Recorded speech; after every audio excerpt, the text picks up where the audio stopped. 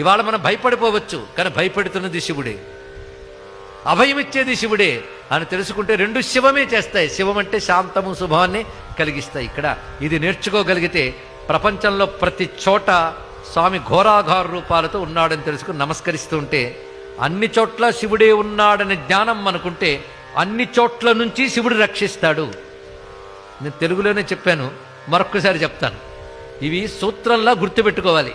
అన్ని చోట్ల శివుడే ఉన్నాడని జ్ఞానం ఉంటే అన్ని చోట్ల నుంచి శివుడు రక్షిస్తాడు, అందులో సందేహం లేదు. కనుక మనకు ఉండవలసిన ఇప్పుడు లక్షణం ఏంటి? ఘోరాఘోరములు రెండు శివుడే అని రోజు అనుకోవాలి. నువ్వు రోజు అనుకోవాలి. రోజు అనుకోవడమే పూజ, మరొకటి కాదు. ఘోరంలో అఘోరంలో శివుడే ఉన్నాడు, శివుడే ఉన్నాడు, శివుడే ఉన్నాడంటే శివుడేమనుకుంటాడు తెలుసా? నా అడ్రస్ వీడికి తెలిసిపోయింది, జాగ్రత్తగా ఉండాలనుకుంటాడు.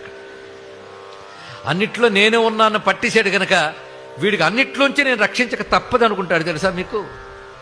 అలా అనుకున్నాడు కనుక